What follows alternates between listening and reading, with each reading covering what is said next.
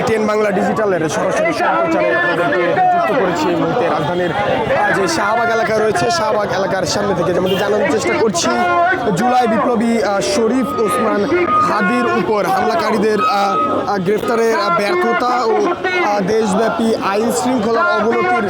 কারণে স্বরাষ্ট্র উপদেষ্টার যে পদত্যাগ দাবি নিয়ে কিন্তু জাতীয় ছাত্র শক্তি তারা কিন্তু এই মিছিলটি বের করেছে। কিছুক্ষণ আগেই আমরা দেখেছি যে জাহিদ রয়েছেন, তিনি কিন্তু বক্তব্য রাখছিলেন এবং তিনি কিন্তু বারংবারই বলছিলেন যে যেই নির্লিপ্ততা হাদির বেলায় দেখেছি সেই নির্লিপ্ততা কিন্তু জান্নাতুল রুমি তার যে হত্যাকাণ্ড হয়েছে আজকে রাজধানীর হাজারীবাগ এলাকায়, সেই হত্যাকাণ্ডের বেলায়ও দেখেছি প্রশাসন এখনো চুপ। যদি না যতক্ষণ না যদি স্বরাষ্ট্র উপদেষ্টা এই ব্যর্থতার দায় নিয়ে পদত্যাগ না করে তাহলে কিন্তু সারা বাংলাদেশ অচল করে দেওয়ার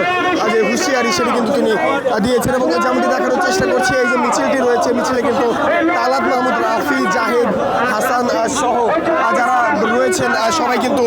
অগ্রভাগে সামনে রয়েছেন। এবং যদি একটু বলে রাখতে চাই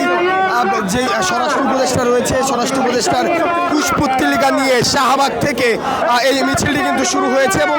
যে রাজু ভাস্কর্য রয়েছে ঢাকা বিশ্ববিদ্যালয়ের রাজু ভাস্কর্যে গিয়ে এই পুষ্পতলিকা দাহ করা হবে এবং মিছিলটি কিন্তু সেখানে পুষ্পতলিকা দাহ করে আবারও শাহবাগে ফেরত আসবে বলে তিনি জানিয়েছেন। যেমনটি বলছিলাম যে গত কয়েকদিন আগে শুক্রবারে ঢাকা ৮ আসনের স্বতন্ত্র প্রার্থী এবং ইনকিলাব মঞ্চের মুখপাত্র শরীফ ওসমান হাদির উপর যে গুলির ঘটনা ঘটে, তারপরে কিন্তু সারা বাংলাদেশের যে বাংলাদেশের বিভিন্ন দল যারা রয়েছেন, রাজনৈতিক দলগুলো তারা কিন্তু সেই গুলির ঘটনায় কিন্তু তারা সেই গুলির ঘটনায় কিন্তু তারা প্রতিবাদ জানিয়েছেন এবং আমরা দেখেছি বিভিন্ন রাজনৈতিক দল তারা কিন্তু মিছিল বের করেছে। বিশেষ করে কয়েকদিন আগে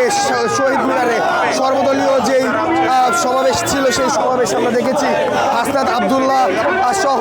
জামাত ইসলামী সহ বেশ কয়েকটি বড় দলের যে নেতৃবৃন্দ যারা রয়েছেন তারা কিন্তু অবস্থান নিয়েছিলেন এবং হাদির পক্ষে কথা বলেছিলেন। এর মধ্যে আমরা দেখেছি মাহমুদুর রহমান মান্না, আমার দেশ পত্রিকার সম্পাদক, তিনি কিন্তু বলেছেন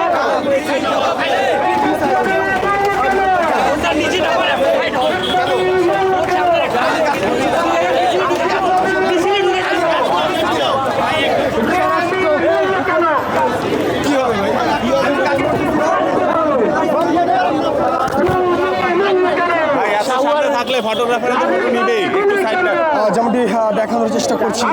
জাহাঙ্গীর আলম তার যেই পুষ্পতলিকা রয়েছে, পুষ্পতলিকা নিয়ে কিন্তু ঢাকা বিশ্ববিদ্যালয়ের যে রাজু ভাস্কর্য রয়েছে, রাজু ভাস্কর্যে অভিমুখে যাচ্ছেন জাতীয় ছাত্র শক্তি। মূলত জুলাই বিপ্লবী শরীফ ওসমান হাদির হামলাকারীদের গ্রেফতারের ব্যর্থতা ও দেশব্যাপী আইন শৃঙ্খলার পরিস্থিতির অবনতির স্বরাষ্ট্র উপদেষ্টার যে পদত্যাগের দাবি, সেই দাবি নিয়ে কিন্তু জাতীয় ছাত্র শক্তি এই মিছিলটি করছে। কিছুক্ষণ আগেই রাজধানীর এই শাহবাগে যে ৩৬ জুলাই স্মৃতিস্তম্ভ রয়েছে, সেই স্মৃতিস্তম্ভের ভেতরে উপরে কিন্তু তারা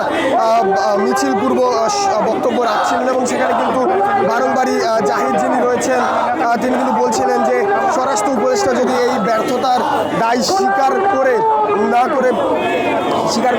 পদত্যাগ না করে তাহলে কিন্তু সারা বাংলাদেশ অচল করে যাওয়ার যে হুঁশিয়ারি সেটা কিন্তু তিনি দিয়েছেন। এবং যেমনটি বলছিলাম মাহমুদুর রহমান এর কথা, আমার দেশের সম্পাদক, তিনি কিন্তু বলছিলেন যে ২৫ তারিখের মধ্যে যদি শেখ হাসিনা এবং জুলাই হত্যাকাণ্ডের যারা হত্যাকারী রয়েছে এবং শরীফ ওসমান হাদির যে হামলাকারী যারা রয়েছে তাদেরকে ইন্ডিয়া ফেরত না দেয় তাহলে কিন্তু বাংলাদেশে ভারতীয় যে প্রতিষ্ঠানগুলো রয়েছে সেগুলোতে সংগ্রাম গড়ে তোলার যে হুঁশিয়ারি সেটা কিন্তু তিনি দিয়েছিলেন। এবং গতকালকে রাজধানীর যে রামপুরা এলাকা রয়েছে, রামপুরায় কিন্তু জুলাইকের যে নেতৃত্বে কিন্তু একটি মিছিল বাংলাদেশ ভারত যে হাই কমিশন রয়েছে, হাই কমিশন ঘেরাও করতে কিন্তু গিয়েছিলেন এবং আইন শৃঙ্খলা রক্ষাকারী বাহিনীর সদস্যদের বাধার মুখে পড়ে তারা কিন্তু সেখান থেকে ফিরে এসেছেন। যেমনটি দেখাচ্ছি ঠিক স্বরাষ্ট্র উপদেষ্টা যে পুষ্পতলিকা রয়েছে সেই পুষ্পতলিকা নিয়ে শাহবাগ থেকে কিন্তু রাজু ভাস্কর্য অভিমুখে রওনা করছে। রয়েছে এই ছাত্রশক্তি, জাতীয় ছাত্রশক্তি এবং এই ছাত্রশক্তির অগ্রভাগে আমরা দেখছি জাহেদ এবং তালাত মাহমুদ রাফিকে কিন্তু এখানে দেখা যাচ্ছে। যদি বলে রাখতে চাই, এই কুশপুত্তলিকা কিন্তু রাজু ভাস্কর্যে পুড়িয়ে আবার কিন্তু